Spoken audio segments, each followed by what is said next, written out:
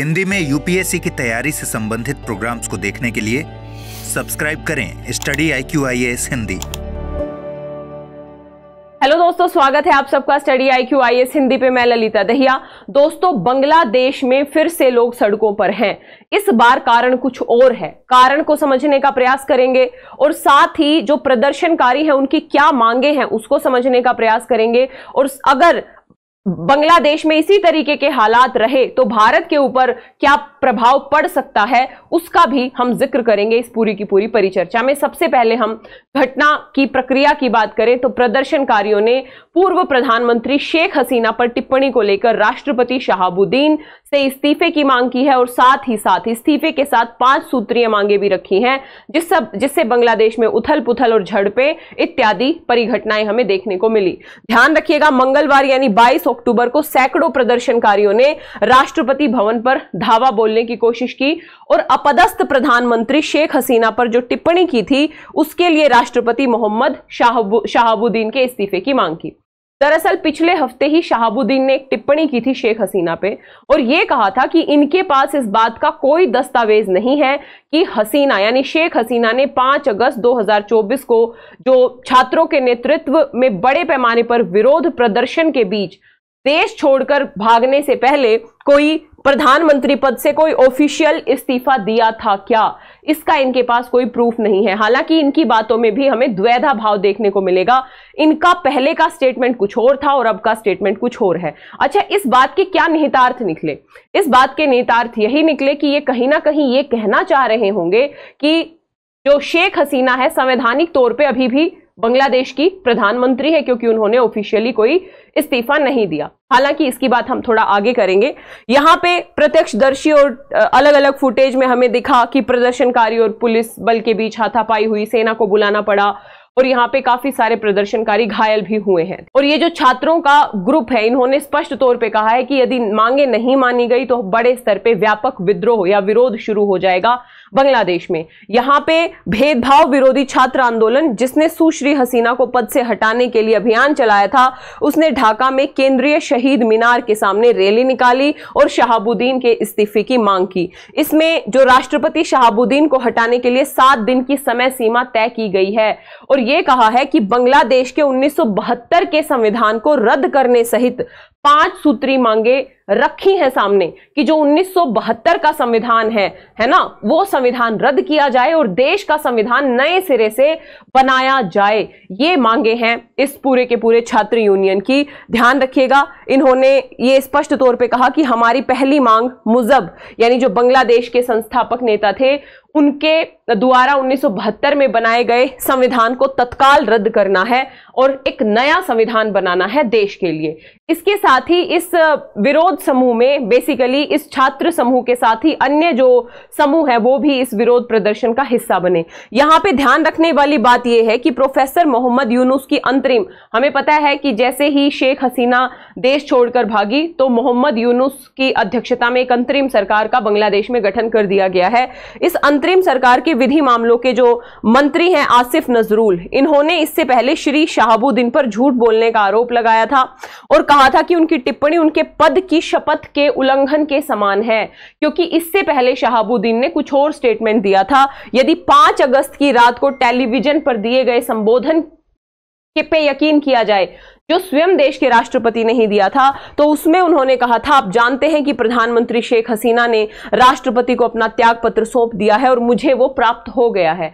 पहले ये कहा और अब इस तरीके की टिप्पणी, तो ये कहीं ना कहीं जो संविधान का उल्लंघन है ना, आप झूठ बोल रहे हो तो ये पद की गरिमा के खिलाफ है। तो इस आधार पे इन्होंने इसकी आलोचना की है बड़े स्तर पे, यानी उनके 2 बयानों में से एक झूठ होगा और उनको झूठ बोलने का आरोप उनके ऊपर लग सकता है। और विधि मामलों के जो सलाहकार हैं नाहिद इस्लाम, ध्यान रखिएगा ये भेदभाव विरोधी छात्र आंदोलन के नेता भी हैं। इनके साथ बाद में इन्होंने मुख्य न्यायाधीश सैयद रफात अहमद के साथ एक बड़ी वार्ता की जिससे ये अटकलें लगाई जा रही थी कि बैठक राष्ट्रपति को हटाने की कार्य प्रणाली पर केंद्रित हो सकती है। यानी कि वहां के छात्र नेता या जो ये छात्र संगठन है ये अब शहाबुद्दीन यानी जो शेख हसीना के विश्वसनीय भी माने जाते रहे हैं, इनको भी हटाने की रणनीतियों पे अब वहां पे विचार विमर्श शुरू हो गया है। संविधान विशेषज्ञ हैं एक, उन्होंने स्पष्ट तौर पे कहा कि बांग्लादेश की संसद के पास राष्ट्रपति के खिलाफ महाभियोग चलाने का अधिकार है, लेकिन अंतरिम सरकार कोई भी कार्रवाई कर सकती है क्योंकि अब कई चीजें कानून से परे हो रही हैं। और ये भी इन्होंने कहा, जो संविधान विशेषज्ञ हैं बांग्लादेश के, कि मौजूदा वास्तविकता के बीच हसीना के त्याग पत्र के दस्तावेजी जो सबूत हैं उन पे अनावश्यक बहस चल रही है, क्योंकि सब कुछ संवैधानिक तौर पे हुआ। शेख हसीना की सरकार गिराए जाने के बाद सुप्रीम कोर्ट की राय के आधार पर अंतरिम सरकार का गठन किया गया है और इस पर किसी बहस की जरूरत नहीं है, यानी जो अंतरिम सरकार है वही संवैधानिक सरकार है। तो इस बहस का कोई निहितार्थ ही नहीं है जो बहस उठ रही है। और इस बीच जो बंग भवन का भी एक बयान आया है कि राष्ट्रपति ने लोगों से आग्रह किया कि सुलझे हुए मुद्दे और इस विवाद को फिर से ना बढ़ाया जाए, लेकिन संघर्ष बड़े हो सकते हैं। और यहां पे चूंकि राष्ट्रपति के त्याग पत्र की मांग की गई है, तो ऐसे में देखना दिलचस्प ये होगा कि क्या राष्ट्रपति त्याग पत्र देते हैं या किसी अन्य माध्यम से जो स्टूडेंट्स हैं उनको शांत कराया जाता है। साथ ही संविधान बदलने की मांग पर क्या राजी होते हैं, और यदि राजी होते हैं तो किस तरीके का संविधान निर्माण होगा, ये देखना काफी दिलचस्प होगा। दूसरी बात दोस्तों, यदि भारत के संदर्भ में हम देखें तो बांग्लादेश में शांति स्थापित होना भारत के राष्ट्रीय हितों के लिए अनिवार्य है। ध्यान रखिएगा, यदि बांग्लादेश में इस तरीके के सशस्त्र संघर्ष होंगे तो सबसे पहली जो प्रॉब्लम है वो शरणार्थियों की है। दूसरा मुद्दा है बांग्लादेश में जो अल्पसंख्यक हैं उनके खिलाफ अत्याचार अपराध बढ़ सकते हैं, है ना, ये भी एक चिंता का विषय होगा हमारे लिए। और साथ ही हमारे बांग्लादेश के साथ संबंधों पे अगर नकारात्मक प्रभाव पड़ा तो चाइना इसका लाभ प्रत्यक्ष या अप्रत्यक्ष तौर पे उठा सकता है और इसका हमारी पूरी की पूरी फॉरेन पॉलिसी और हमारे राष्ट्रीय हितों पे बड़ा प्रभाव पड़ सकता है। ध्यान रखिएगा, वो डिपेंड करता है, अगर संबंध हमारे अच्छे हैं तो पॉजिटिव इंपैक्ट पड़ेगा। यदि हमारे संबंध आने वाली सरकार से खराब होते हैं या फिर बेसिकली स्थिर रहते हैं तो ऐसे में चाइना को मौका मिलेगा बांग्लादेश में अपना प्रभाव बढ़ाने का, जो कहीं ना कहीं भारत के राष्ट्रीय हितों के अनुकूल नहीं होगा। तो ये है पूरी की पूरी परिचर्चा।